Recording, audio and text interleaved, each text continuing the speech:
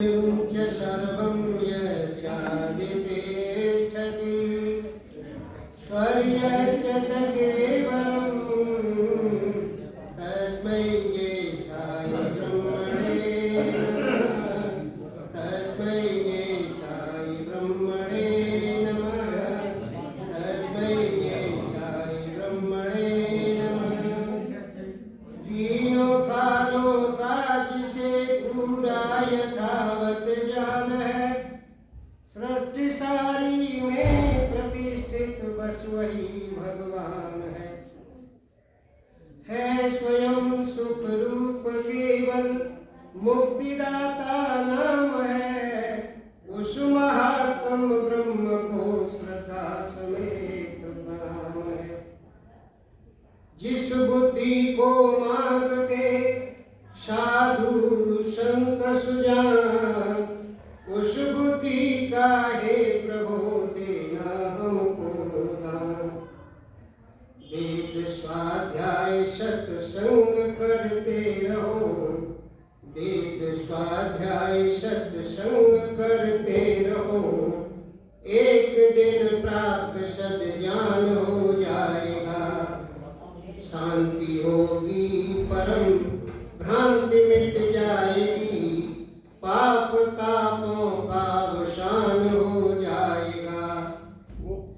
वेद स्वाध्याय सत्संग करते रहो, एक दिन प्राप्त सद्ज्ञान हो जाएगा। अपनी समाज के समस्त पदाधिकारी वृंद, अत्यंत श्रद्धा की भाजन वंदनीय मातृशक्ति, आर्यभद्र पुरुषों और प्यारे बच्चों, ईश्वर की महान कृपा है जिसकी कृपा से हमें इस तरह का सुअवसर मिलता है जिसमें कुछ देर बैठ करके कुछ धार्मिक चिंतन करते हैं और सुनते हैं। सज्जनों, विषय मेरा योग दर्शन का चल रहा था, जिसमें साधन पाद का प्रथम सूत्र तप स्वाध्याय ईश्वर प्रणिधान, जिसमें केवल और केवल मैंने सबसे पहले ईश्वर प्रणिधान को लिया था। अभी दो विषय उसमें छूटे हुए हैं, लेकिन मंत्री जी कहने लगे कि आप थोड़ा वेद मंत्रों की तरफ भी ध्यान दें, वेद मंत्रों की व्याख्या भी यहाँ सुनाया करें। तो आज उसी क्रम में महर्षि दयानंद के द्वारा रचित आर्याभिविनय का जो प्रथम मंत्र है उसको मैंने लिया है। सज्जनों,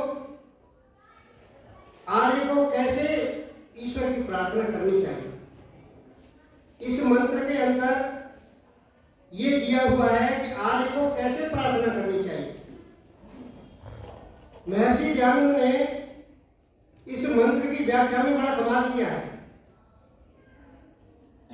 महर्षि दयानंद ने ये कहा है कि भाई ये आर्य लोग जो है ये ईश्वर से प्रार्थना कैसे करें, ये करना नहीं जानते, इनको करना सिखाइए। तो सबसे पहले जो है ये मंत्र इन्होंने रखा, आर्याभिविनय नाम की पुस्तक बनाई, जिसके दो प्रकाश लिखे हैं, प्रथम प्रकाश और द्वितीय प्रकाश।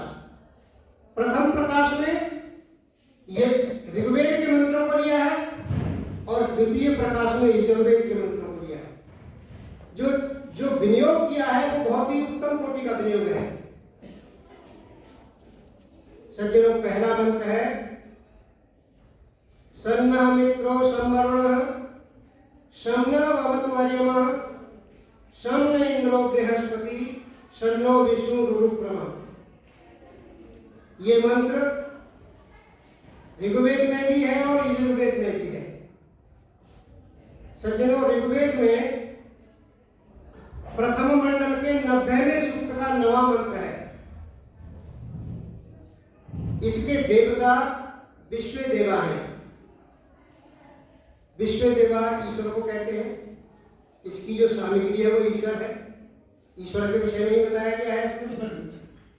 और सज्जनों, इसके जो ऋषि हैं, मंत्र दृष्टा ऋषि, वो रहुगणो गौतम ऋषि बोले जाते हैं। गौतम ऋषि न्याय दर्शन वाले अलग हैं और इस मंत्र के दृष्टा अलग है। गौतम जो है गोत्र का नाम है। इस गोत्र में जितने भी विद्वान हुए हैं, जैसे गौतम ऋषि को जो न्याय दर्शन के जो भाष्यकार हैं, न्याय दर्शन के जो लिखने वाले हैं, वो ऋषि गौतम, उनको जो है अक्षिपाद ऋषि भी कहा जाता है। इसी तरह से ये राहुगण ऋषि हैं। ये जो छंद है वो अनुष्टुप छंद है। अनुष्टुप छंद 32 मात्राओं का होता है और इसमें एक मात्रा कम होने से 31 मात्राओं का छंद है ये। इसे कहते हैं नित्रत अनुष्टुप छंद। और ये गांधार स्वर में बोला जाता है। गांधार स्वर यदि आप नारदीय संहिता को देखें तो नारदीय संहिता में गांधार स्वर बकरी से लिया गया है। जो बकरी बोलती है उससे यह स्वर लिया गया है। नारद मुनि ने बड़ा कमाल किया। नारद मुनि केवल वीणा ही नहीं बजाते थे। नारद मुनि जो है उन्होंने स्वर प्रक्रिया को पूरा लिखा है, लेकिन वो ग्रंथ आज उपलब्ध नहीं है। इसके जो रेफरेंस है वो दूसरे ग्रंथों में मिलते हैं। जिस समय तक्षशिला और नालंदा विश्वविद्यालय की जो लाइब्रेरी जब विधर्मियों ने जलाई तो बहुत बड़ा देश का नुकसान हुआ, बहुत बड़ा संस्कृति का हमारी का नुकसान हुआ है। उसमें ये ग्रंथ समाप्त हो गए और बाद में मिल नहीं सके। इस ग्रंथ का रेफरेंस दूसरे पुस्तकों में मिलता है, इसलिए नारदीय संहिता से लिया गया है। सज्जनों, शम नः मित्रः शम वरुण। परमात्मा हमारे लिए कैसा हो? शम नः भवतु, कल्याण करने वाला होना चाहिए। परमात्मा हमारे लिए कल्याण करने वाला हो। इसके साथ दिया गया है शम नः मित्र। परमात्मा कैसा कल्याण करने वाला हो? जैसे मित्र हमारा कल्याण किया करते हैं, इस तरह से परमात्मा हमारा कल्याण करने वाला हो। सज्जनों, मित्र हमारा कल्याण करते हैं, हमारा भला चाहते हैं। हमारा एक दूसरे का कल्याण हमारे अंदर इस मित्रता में छिपा हुआ है। लेकिन सज्जनों, ये जो यहाँ के मित्र हैं वो उस तरह से कल्याण नहीं कर सकते जैसे कल्याण ईश्वर किया करता है। ईश्वर दूसरी तरह से कल्याण किया करता है, लेकिन मित्र हमारे दूसरी तरह से कल्याण करते हैं। और यदि हम एक दूसरे का भला चाहें, हम रोजाना श्लोक बोला करते हैं कि सर्वे भवन्तु सुखिनः सर्वे सन्तु निरामयाः सर्वे भद्राणि पश्यन्तु मा कश्चित् दुःखभाग् भवेत्। हम मित्र की प्रार्थना करते हैं कि भाई सभी सुखी हो, सभी प्रसन्नचित्त रहें। लेकिन सज्जनों, हम कामना तो कर सकते हैं, लेकिन व्यवहारिक रूप से कर नहीं सकते। किसी का भला व्यवहारिक रूप से नहीं कर सकते। क्योंकि हम अल्प शक्तिमान हैं, अल्प बुद्धि हैं। हमें पता नहीं है कि मनुष्य का भला कैसे किया जाता है, लेकिन ईश्वर जानता है। ईश्वर जानता है कि कैसे भला किया जाता है। सज्जनों, मित्र के संबंध में एक श्लोक मिलता है नीति शतक में। नीति शतक बनाए गए। उस नीति शतक के बनाने वाले से पूछा कि आप नीति शतक क्यों बना रहे हो? वेद हमारे यहाँ पहले से मौजूद है। तो सज्जनों, नीति शतक वाला कहता है कि यन्नवे भाजने लग्न संस्कार अन्यथा भवे। भाई, हम तो उसको फर्स्ट एड दे रहे हैं मनुष्य को।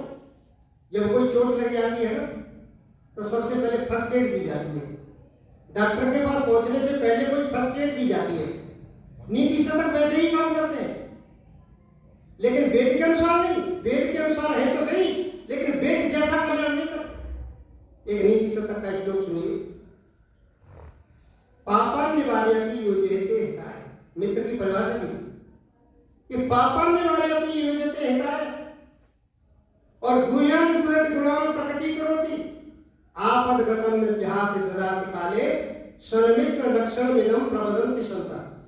ये मित्र के लक्षण बताए गए हैं कि भाई कैसा मित्र होना चाहिए कि जो हमारा जो है हमारे जो गुण, हमारे जो योजयते हिताय, हमारे जो हमें जो है हमारे गलत कार्यों से बचाए हमें और अच्छे कार्यों में हमें जोड़े। सज्जनों, पापान निवारयति, क्या पापों से हमारा मित्र, जो यहाँ के मित्र हैं, क्या पाप से हमें दूर कर सकते हैं?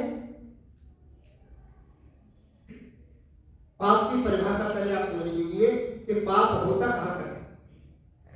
जब तक हमने किसी के बारे में कुछ गलत सोचा, सिर्फ पाप यहाँ तक। और आंतरिक अंदर मन में सोच रहे हैं, तो यहाँ के मित्र को कैसे पता चल सकता है कि हम क्या सोच रहे हैं? लेकिन ईश्वर को पता चलता है।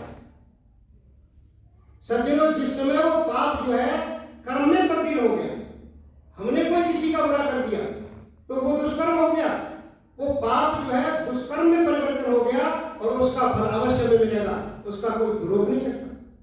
लेकिन पाप को प्रायश्चित से रोका जा सकता है। जब तक पाप मन में है, उसको प्रायश्चित से रोका जा सकता है, ईश्वर के ध्यान से रोका जा सकता है, ईश्वर के साथ निवेदन करने से रोका जा सकता है उसको। लेकिन जब वो कर्म में तब्दील हो गया तो फिर उसको रोका नहीं जा सकता। फिर तो उसका संस्कार बनेगा और संस्कार के बाद उसको उसका फल मिलेगा जीवात्मा। इसलिए पापान निवारयति, मित्र जो है ये फर्स्ट एड दी गई कि भाई जो हमें जो गलत कार्यों से बचाए। उपदेश दो चार तीन तरह के होते हैं। सबसे पहला उपदेश है प्रभु सम्मत उपदेश, जो मालिक आर्डर देता है। मालिक जब कहता है नौकर को कि भाई तुम्हें ये काम करना है, तो उसने करना ही है, उसमें कोई लाग लपेट नहीं, इलोचित नहीं कोई उसको। लेकिन दूसरा उपदेश है सुहृद सम्मत उपदेश, मित्र के समान उपदेश। मित्र जो है समझाता है कि भाई तेरा कल्याण इसमें है, ये ठीक नहीं कर रहा तू जो कर रहा है, मित्र उसको समझाता है, इसलिए वो सुहृद सम्मत है।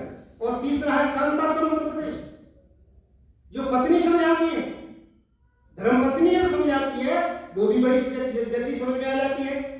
तो वेद का जो ज्ञान है वो प्रभु सम्मत उपदेश है। जैसे मालिक आर्डर देता है, उसमें कोई लाग लपेट नहीं, आपको वो काम करना ही है। और सज्जनों, बाकी जो उपनिषद इत्यादि हैं, मनुस्मृति इत्यादि हैं, इनके जो उपदेश है वो सुहृद सम्मत है। और जो काव्य है जैसे रामायण है, महाभारत है और नीति शतक है, इनके जो उपदेश है वो कांता सम्मत उपदेश है, जैसे पत्नी समझाती है। तो सज्जनों, इस तरह से ये जो उपदेश दिए गए हैं इसमें प्रभु सम्मत उपदेश, ये जो प्रभु सम्मत उपदेश है कि भाई परमात्मा हमारा मित्र है। और पापान निवारयति, मित्र जो है मित्र परमात्मा पाप से निवारण कर सकता है, उसके मन में लज्जा शंका भय पैदा कर करके उसके पाप को दूर करता है।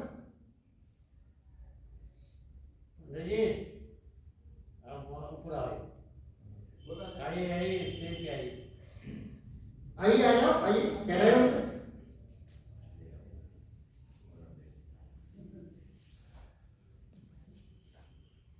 आप स्टेज पे आइए।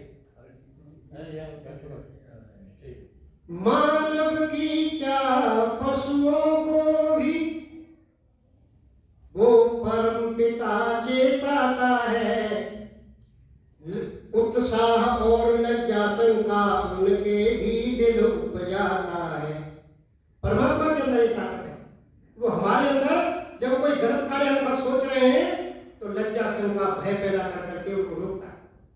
लेकिन मित्र नहीं रोक सकता। मित्र जो है उसे तो पता ही नहीं है। और यो जयते हिताय, और हित के कार्य में जोड़ता है। सज्जनों, हम मित्र के साथ भला करते हैं, मित्र को जो है हमारा भला करते हैं, हम मित्र का भला करते हैं। लेकिन सज्जनों, यदि सूक्ष्मता से देखा जाए तो हमें पता ही नहीं है मित्र का भला कैसे होगा। हम बहुत से ऐसे कार्य कर जाते हैं जो मित्र के हित में नहीं जाते, और मित्र भी हमारे साथ अच्छा करते हैं, लेकिन वो बहुत सा ऐसा कार्य कर जाते हैं जो हमारे हित में नहीं जाते। हित केवल और केवल ईश्वर सोच सकता है। इसलिए महर्षि दयानंद इस मंत्र की व्याख्या करते हुए लिखते हैं कि हे दुनिया के लोगों, ईश्वर जो है सर्वथा सबका निश्चित मित्र है। इसलिए इस मंत्र में कहा गया है कि ये जो है शम नाम मित्र, वो मित्र के समान है। संवर्ण, वो वर्ण करने योग्य है। वर्ण करने योग्य क्यों है? कि वो मित्र सबसे बड़ा ज्ञानवान है, उससे बड़ा धनवान कोई नहीं, उससे बड़ा बलवान कोई नहीं। जब इतने गुणों को लिए हुए जो मित्र है वो वर्णीय होता है। हम किसी गैर समझदार से दोस्ती नहीं जोड़ते, हम किसी गैर समझदार को अपना मित्र नहीं बनाते। जो हमसे ज्यादा समझदार होता है उसके पास बैठना पसंद करते हैं। सज्जनों, वो वर्ण है, वो वर्णशील है। और वर्णीय कौन होता है? जो आवरण रखता है और जो सबकी रक्षा करता है, वो केवल और केवल ईश्वर कर सकता है। इसीलिए मित्र के संबंध में बताया कि पापा हमारे जो गुण हैं, हमारे जो अवगुण हैं, जो छिपाने की चीजें हैं, वो मित्र उसको छिपाता है। ये आधुनिक मित्रों के लक्षण दिए हुए हैं, लेकिन ऐसा होता नहीं, ऐसा होता नहीं। क्योंकि हम जो है कोई भी बात छिपाएंगे तो स्वयं छिपा ले। यदि मित्र के संबंध में छह सर्वननीय परत कहानी और नाश सत्य तुम्हारा मम जानी, रामायण का एक चौपाई आती है तुलसीदास की लिखी, कि जब छह कानों में जो चीज पड़ गई वो तो फैली ही है, वो छिप नहीं सकती। इसलिए मनस्तापम वित्तनाशम मनस्तापम ग्रहे दुष्चरितानि च। हमारा जो कोई धन नष्ट हो जाए तो उसको बताना नहीं चाहिए किसी से कि धन नष्ट हो गया हमारा। क्यों? कहेंगे लोग बड़ा समझदार बनता था, देखो नुकसान हो गया। वित्तनाशम मनस्तापम, मन में जो कोई ताप हो, मन में कोई अप्रसन्नता है, उसको भी नहीं बताना चाहिए। लोग नाजायज फायदा उठाते हैं उसका। और ग्रहे दुष्चरितानि च, घर में कोई बन कुंवर बन जाए, कोई गड़बड़ हो जाए घर में, तो उसको भी दूसरे को नहीं बताना चाहिए। मने दुष्चरितानि च और वंचनम अपमानम च, कोई ठग ले तुम्हें, उसको दूसरे को नहीं बताना चाहिए। और अपमान हो जाए कहीं, उसको बार बार नहीं करना चाहिए। मतिमान प्रकाशित, जो मतिमान जो बुद्धिमान व्यक्ति हैं उनको प्रकाशित नहीं करना चाहिए। सज्जनों, आगे कहा तो सम वर्ण समनो भवत्वर्यम, वो जो वर्ण है। और आज वर्ण कौन है? आज हमारा वर्ण कौन बनता जा रहा? हमारा वर्ण बनता जा रहा बागेश्वर महाराज। पूरे के पूरे टीवी पर बागेश्वर महाराज छाए हुए, और आर्य समाज मृत हो चुका है, मृत। कोई भी समाज बोलने को तैयार नहीं है, कोई भी विद्वान बोलने को तैयार नहीं है कि ये हो क्या रहा है। जो जो व्यक्ति बोलता है उसी के खिलाफ पूरा पब्लिक हो जाती है। एक अंधविश्वास निवारण समिति का एक मानव व्यक्ति, नागपुर का रहने वाला, कोई बोल गया कि भाई ये तो गलत हो रहा है, कुछ हो रहा है, लेकिन उसके पीछे पड़ गए, उसके खिलाफ एफआईआर लॉन्च करनी, और एफआईआर लॉन्च करने के बाद उसके घर पे पुलिस का पहरा लगा दिया है गवर्नमेंट ने, उसकी जान को खतरा है। कुछ शंकराचार्य बोल रहे हैं कि भाई यदि ऐसा है तो हमारे यहाँ जो है उत्तर काशी में जो गड़बड़ हुआ है, वहां जो जोशी मठ पे गड़बड़ हुआ है, उसको आप भर दो, जो ऐसी बात है तो। लेकिन सारी की सारी बातें दबा दी गई। कुछ शंकराचार्य ये कह रहे हैं कि भाई ये विद्या गलत नहीं है, और बिल्कुल ठीक बात है उनकी, ये विद्या गलत नहीं है, विद्या तो है ये। दूसरे के मन की बात को जानना ये योग की क्रिया है। योग दर्शन में इसका वर्णन है। योग दर्शन में विभूतिपाद के अंदर इसका वर्णन है कि प्रत्यय संयमा परचित्त ज्ञानम, वह सूत्र आया है कि जब योगी जब प्रत्यय में संयम करता है, प्रत्यय कहते हैं ज्ञान में जब योगी संयम करता है तो परचित्त ज्ञानम, दूसरे के अंदर जो ज्ञान है उसका पता चल जाता है। क्यों जी, हम ध्यान से किसी की बात को सुनते हैं तो क्या उसके मन की बात को हम नहीं जान लेते? बहुत सी बातें जान लेते हैं। इसके पीछे का बैकग्राउंड क्या है, इसका अपनी घर की धन संपत्ति कितनी है, इसके अंदर कोई ये क्यों हमसे बात करना चाहता है, ये बहुत सी बातें जान लेते हैं। लेकिन जो प्रत्यय संयम, और ये संयम क्या है सज्जनों? धारणा, ध्यान और समाधि। योग के अंदर धारणा, ध्यान, समाधि बताई गई है। धारणा कहते हैं देश संबंध चित्त से धारणा। देश, जिसे देश का मतलब जापान, अमेरिका इस तरह का नहीं। देश कहते हैं जिस वस्तु के अंदर हमने चित्त लगा रखा है, किसी व्यक्ति के अंदर, किसी वस्तु के अंदर, ईश्वर के अंदर, तो वो चित्त देश बंद, उस देश में बांध देना। क्या बांध देना? चित्त को बांध देना, उस जगह पर चित्त को बांध देना, ये धारणा के अंतर्गत आता है। और ध्यान क्या है कि तत्र प्रत्येकतांता ध्यानम, और उस ध्यान को जहां हमने जिस देश में वो ध्यान लगाया है, जिस वस्तु में ध्यान लगाया है, उसको बहुत लंबे समय तक बनाए रखना प्रत्येकतांता, ये ध्यान है। और फिर उसके बाद समाधि क्या है कि अर्थमात्र निर्वासम स्वरूप शून्य में समाधि, केवल अर्थमात्र का चिंतन रह जाए, अपना भी शुद्ध बुद्ध भूल जाए आदमी, अपना जो ज्ञानात्मक स्वरूप है उसको भी मिटा दे, वो रहे नहीं उसका, अपना जो ज्ञान है वो स्मृति भी वहां की वहीं ठहर जाए, और केवल जिस अर्थ का हम चिंतन कर रहे हैं उसी का चिंतन रह जाए, उसको समाधि कहते हैं। और इन तीनों को जब मिला दिया जाए तो त्रयमेकत्र संयम वो बनता है। धारणा, ध्यान और समाधि को जब हम मिला दें तो वो संयम के रूप में आता है। उस संयम को जब हम ज्ञान में संयम करेंगे, ज्ञान को ध्यान, धारणा, समाधि से जोड़ेंगे, तो सज्जनों परचित्त ज्ञानम, परचित्त का दूसरे के चित्त का ज्ञान होता है। अभी कुछ दिन पहले एक रूबिका लियाकत पत्रकार है, उसने एबीपी न्यूज पे 2 घंटे सोच रहा है।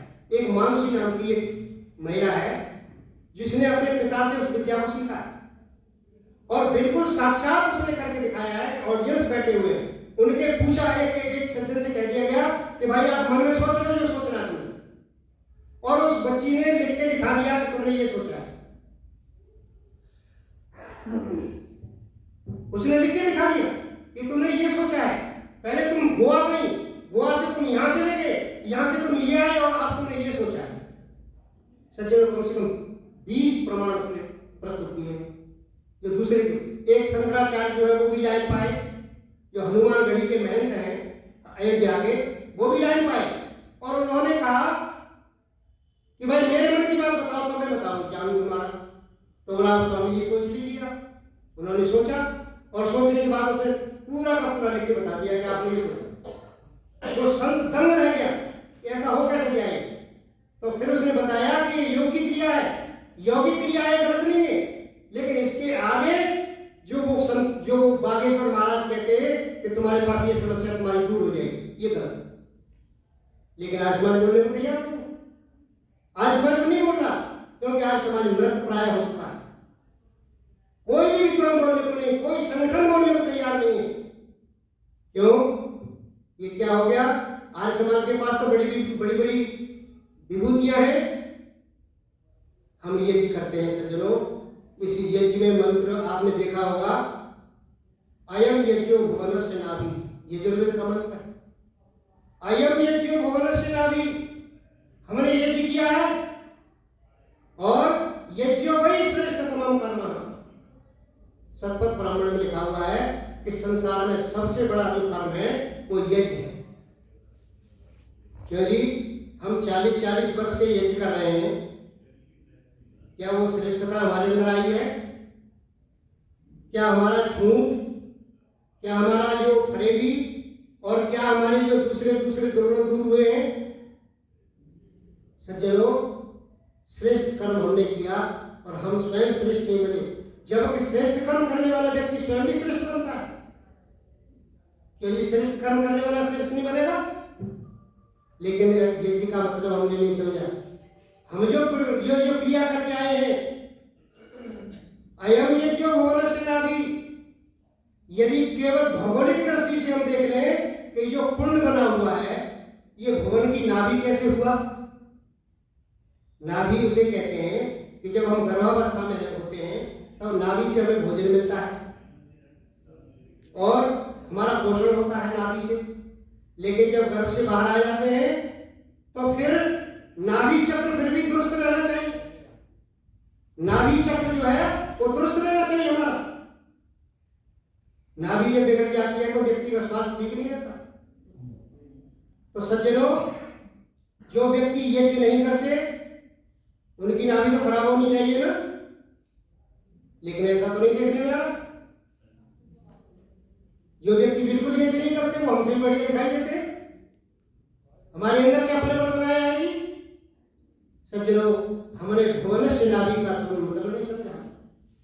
ये संसार में भुवनस्य नाभि, ये जो एक गाड़ी का पहिया होता है, धुरी जिसके अंदर लगी होती है, तो उसके चारों अंदर जो धुरी, जो नाभि है उसकी, उस नाभि में पहिया चलता है। यदि नाभि गड़बड़ हो जाए तो पहिया इधर उधर चलेगा, ठीक नहीं चलेगा।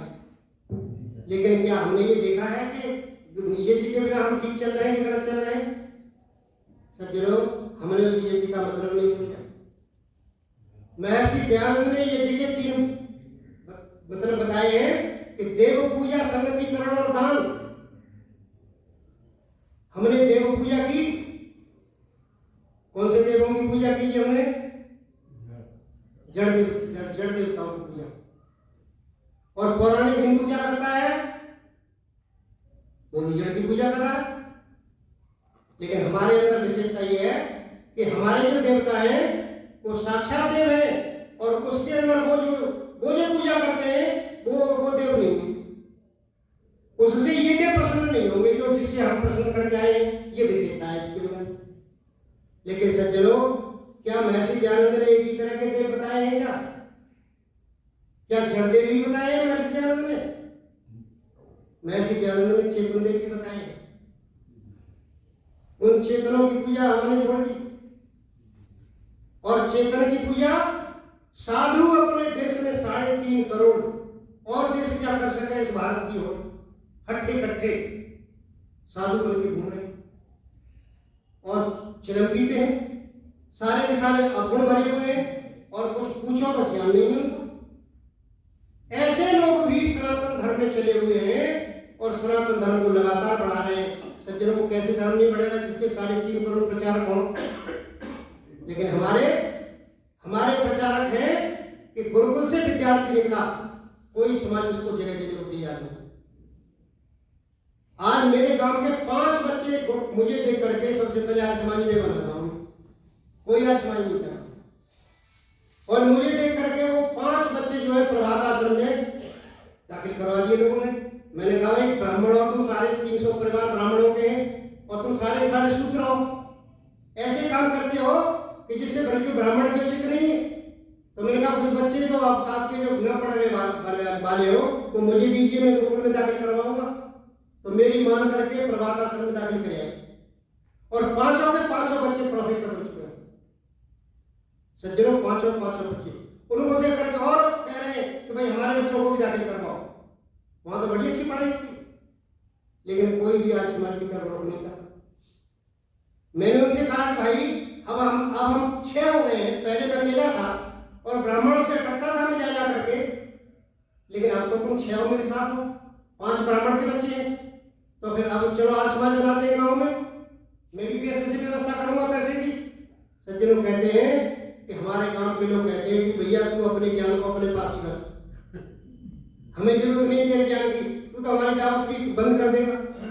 कोई हमें जो है कनाकों में बुला लेते वो भी बंद हो जाएगा हमारा, इसलिए आज समाज को यहाँ मत लाना।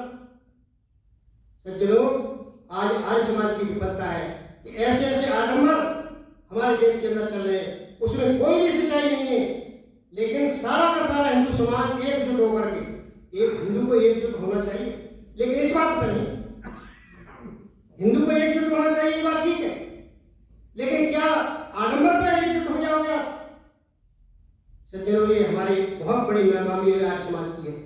आज समाज को आगे चलना चाहिए। हमने ऐसे ऐसे लोगों को वर्णीय मान लिया, और क्या क्या पढ़ाते हैं। मैं कभी कोई पार्कों में जाता हूँ तो पार्कों में एक सरदार जी कह रहे हैं कि जी वाहे गुरु कहने से सारे के सारे देवताओं की पूजा हो जाती है। बा से विष्णु, हा से हरि, वो कह रहे हैं ब्रह्मा विष्णु महेश तीनों की पूजा हो जाती है। मैंने कहा सरदार जी कितने पढ़े लिखे हो आप? वो BA तक पढ़े हो।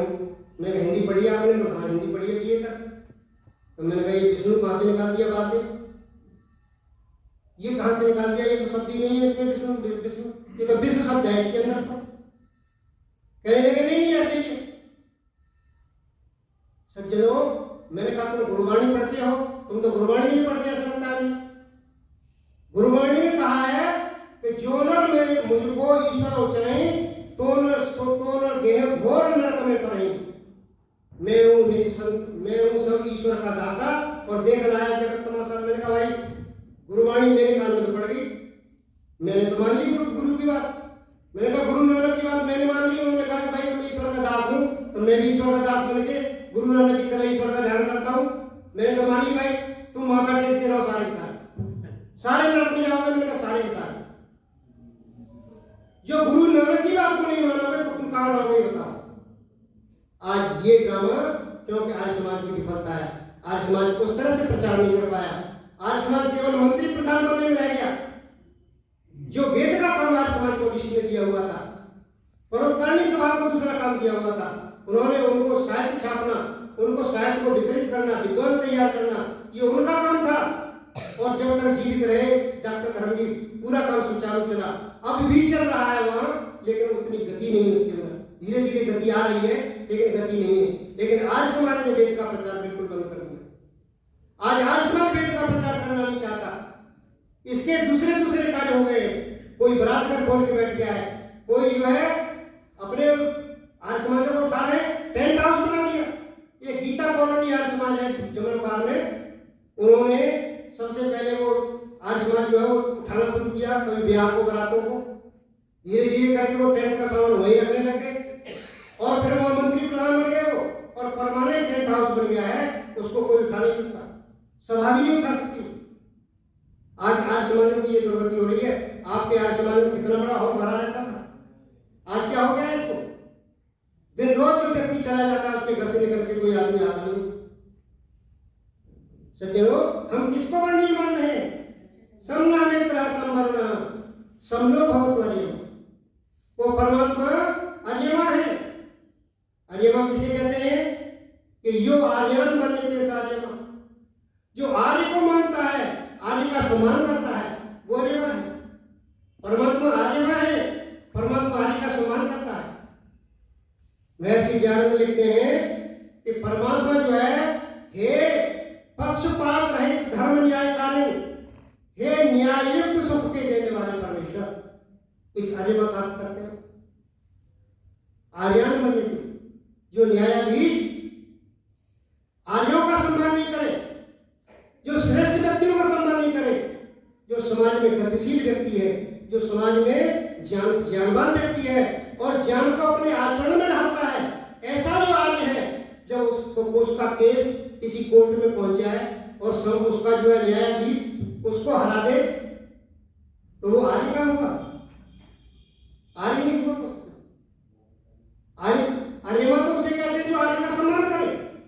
परमात्मा आर्य का सम्मान करता है।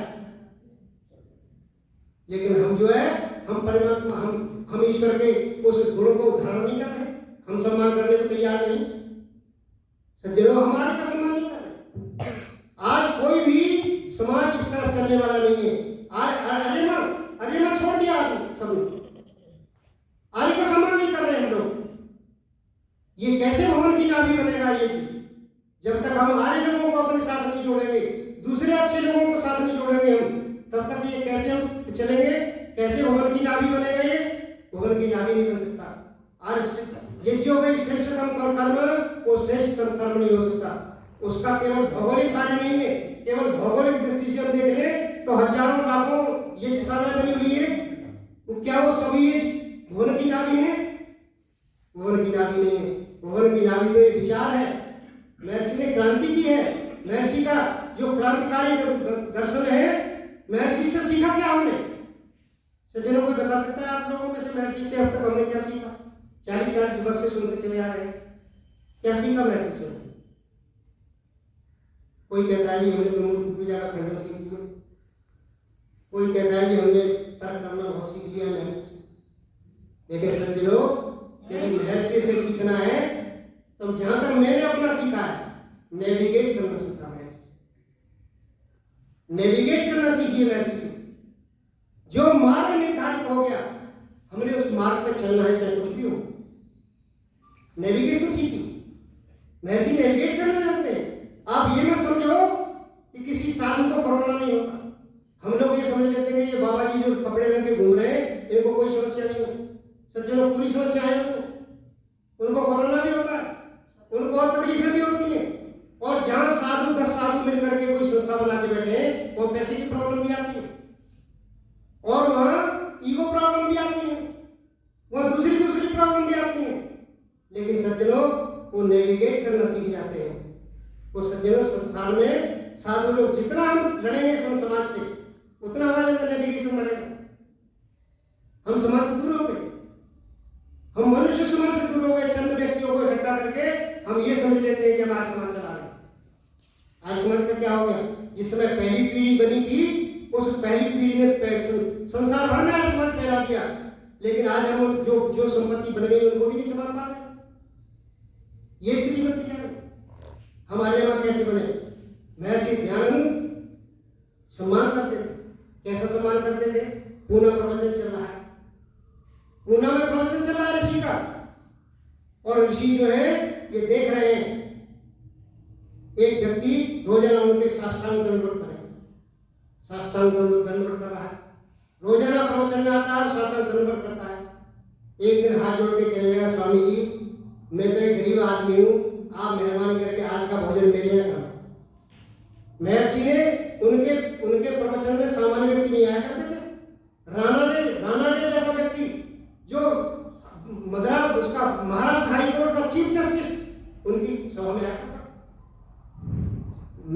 जो इलाके के प्रसिद्ध विद्वान, कलेक्टर और एसपी और प्रसिद्ध पैसे वाले, उनकी सभा में आया करते थे। उन सबका भोजन मना करके और उस गरीब के यहाँ भोजन करने चल दिए। गरीब चला गया बेचारा और ले गया उनको, भोजन कराया। भोजन कराने के बाद उसने 100 रुपये उनको इनाम को दिया, दक्षिणा। महर्षि ने कहा, भाई आप जो है दक्षिणा दे, मैं आपसे नहीं लूंगा। क्यों? कि आपकी मुझे अच्छी स्थिति नहीं लग रही,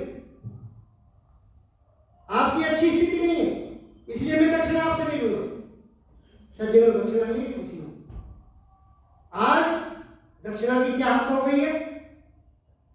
प्रोफेसर बना हुआ है व्यक्ति और सबसे ज्यादा दक्षिणा पीछे भाग रहे हैं।